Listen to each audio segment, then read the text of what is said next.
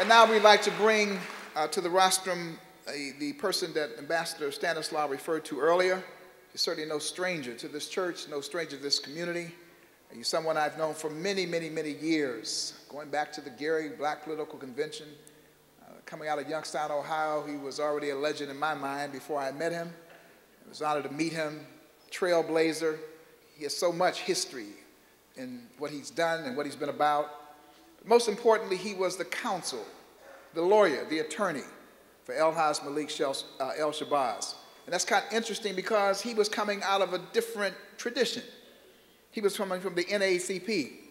When I talked to him the other day, he said, I didn't think that was strange at all. He said, because when we're out here in this kind of struggle, people need to understand that we need revolutionaries, and that Malcolm was a revolutionary. Would you please welcome the chairman, the Honorable Percy Sutton.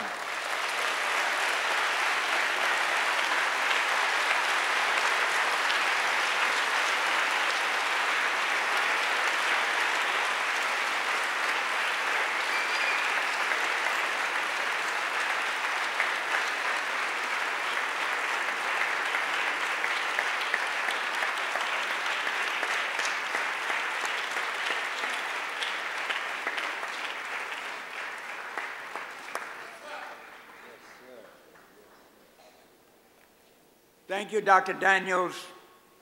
Ladies and gentlemen, unfortunately for me, I, together with some of the, let's see, the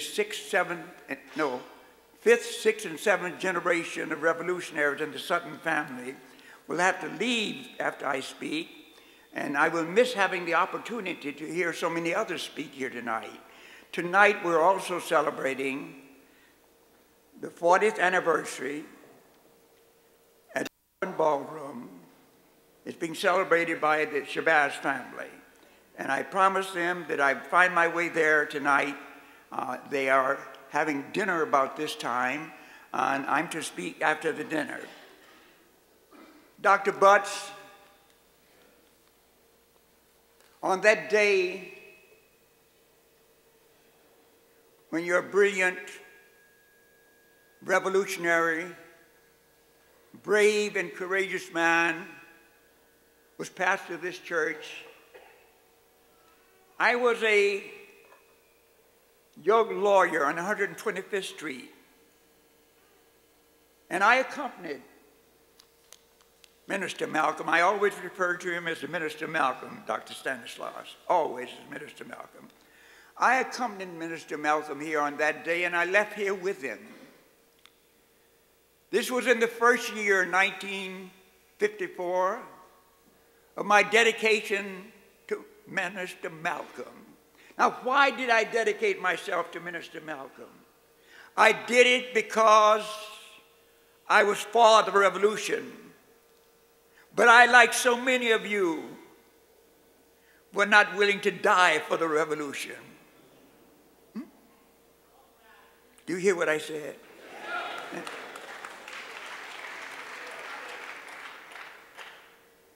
I was going to jail, as so many of my members of my family from San Antonio, Texas, went to jail. We were active in the Communist Party. We were active in a variety of things, but we were going to jail with regularity. In Texas, in Alabama, in Mississippi, in Georgia, and ladies and gentlemen, if you've never been whipped in a Mississippi jail, you've got nothing on your body to show where you were beaten in Brazos, Texas. You, I'm afraid, don't know the cruelty of another black man being ordered to slap you around or beat you.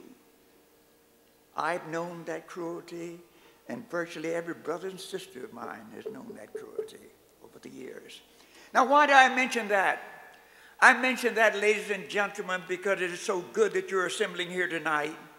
It's so good that I've had the opportunity to sit on the front row there between two persons who played such a large role in my life. It was Omar Ahmed, who sits to my right. Stand up, please, Omar Ahmed.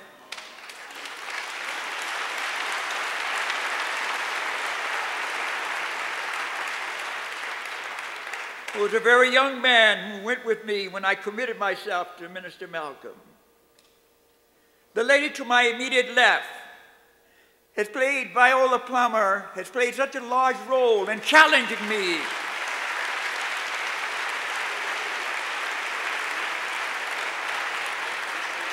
Well,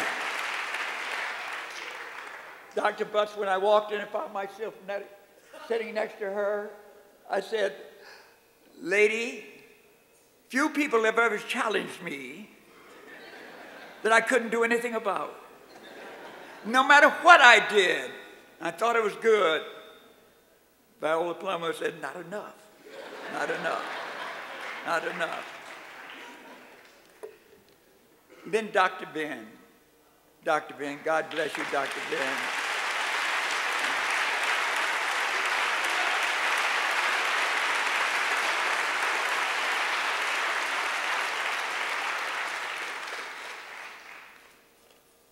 Dr. Smalls, you've been a real gallant person. Every year, from the time we buried Minister Malcolm, you've been there for us. Year after year after year, sir. You've been there, and I thank you for that.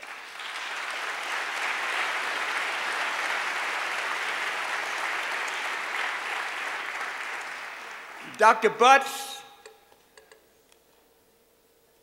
no finer leader is there in this nation than the man who ministers to the people of this church. The man who not only is here, who didn't leave Morehouse University to just go anywhere. He decided to take on the challenge of going to the Big Apple and becoming big in the Big Apple. Am I right, Carlos Russell?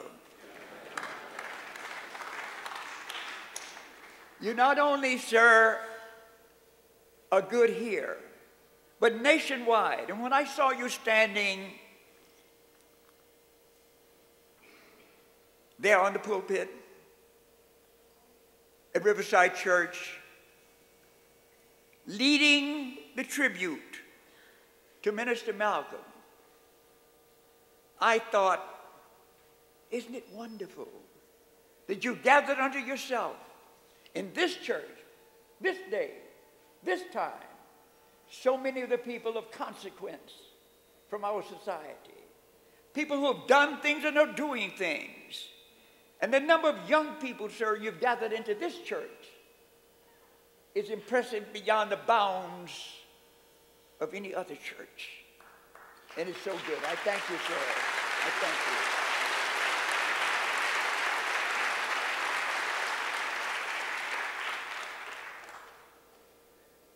Dr. Stanislaus, you mentioned that I was with Minister Malcolm. When he was slaughtered on that night at the Manhattan Ballroom,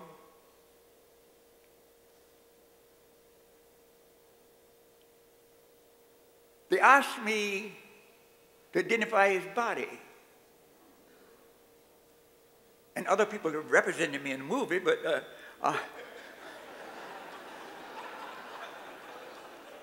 I don't say that in anger, because my attitude with Minister Malcolm was, I would even refuse to sit on the platform, because I'd never liked exhibitionists. My pronouncement was, the man known as Malcolm X is no more. And I did that at Sister Betty's request, those words. But then I joined her and the family, and I said, I shouldn't have used those words, because really, Minister Malcolm is forever.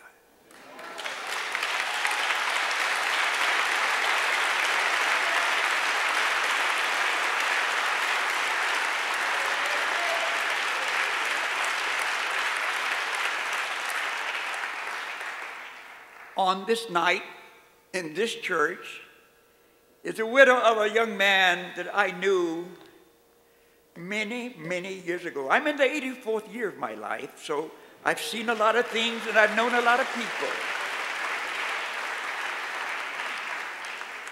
Minister Malcolm was 4 years my junior.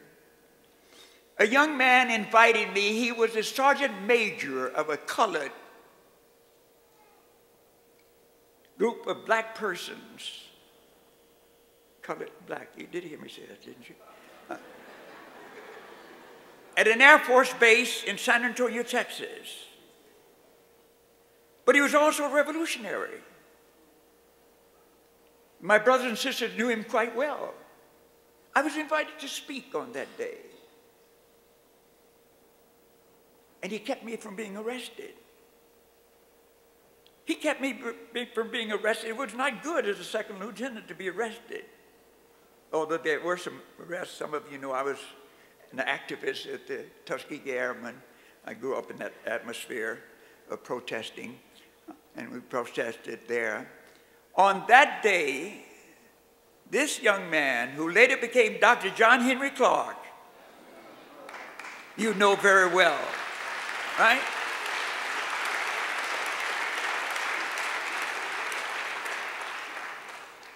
On the day that I was arrested, integrating in lunch counter, 1961, in Montgomery, Alabama,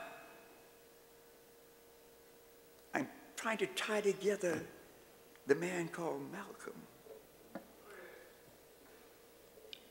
They took me to the home of a young man who had just become the pastor of a church there. And the man who took me there was a man named Nixon, who was an activist in the NAACP. He wanted me to meet this young man called Martin Luther King. I had known his father. That young man was one of the more brilliant people I've known in my lifetime. I worked with him, marched with him. I got to know him well. But the difference between Minister Malcolm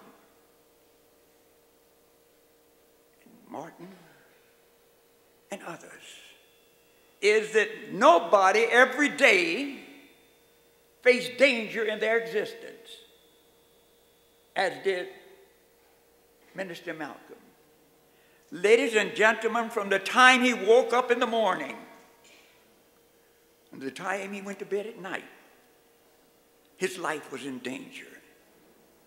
Let me close by saying this about him, if you will. Minister Malcolm and I were riding in a car.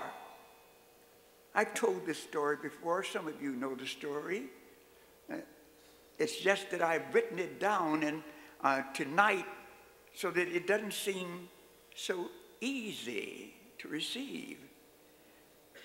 We were leaving a place to go to get a sandwich. The car was large that we got in. To my left, in the front seat, the driver had a shotgun or a rifle leaning against the door. I know not which. But I do know he had a pistol in his lap because I saw it. To my right was a man with a shotgun or rifle. I don't know which, but he had a pistol in his lap. I turned and looked at the back of me to Minister Malcolm, who was sitting between two men, similarly armed. I said, Mr. Minister, doesn't this disturb you, all of these guns? Now, we had not been riding like that before. Now, you've got to appreciate that this Minister Malcolm that I knew, sort of like Jesse Jackson today, I received a call from him early in the morning and late at night. There was an intimacy of a relationship. Though I was in the NAACP, he was a man facing real danger. And he said, they think they're protecting me. He said, but they really can't, counselor. They can't protect me. for I have a destiny.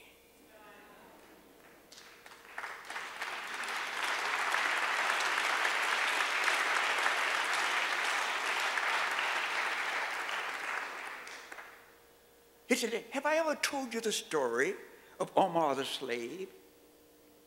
He said, I don't know where the location really was, but they say it was someplace in Serbia.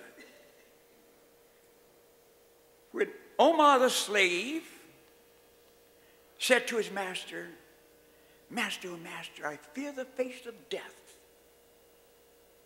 If I've been a good slave, master, give me your fastest horse and let me ride. He said, you see, counselor, the theory was he could outrun death if he could outrun the wind during the daytime. If he could make it from sunup to sundown, he would be safe. So the master said, yes, Omar, you've been a good slave. And he gave to Omar his fastest horse. And on the first day, Omar, after mounting the horse, rode as fast as the wind and made it to sunset. Dismounted, fed the horse, bathed the horse, fed himself, and slept through the night until the break of dawn. And at the break of dawn, he rode swiftly as he had done on the first day. And he repeated the same procedure at night with the horse and himself. But on the third day, he had just made it. He thought, just a fraction before the day would end, there were 7 paths down which he could go, Mrs. Malcolm said. And he chose a path to the right. He'd gone only a short distance down that path, and he pulled the horse back. And he started down the center path and said, no, this is not it. And he pulled his horse back again. And then he chose a path far to the left. And there, he'd gone only a short distance, just moments before sunset, in safety. And there in the center of the path stood the face of death. And death said, Omar, Omar, where have you been? For 3 days I've waited for you to come. Why has it taken you so long? So he said, so counsel, you see, I have a destiny. And my destiny is someone will kill me. 2 weeks later, he was killed.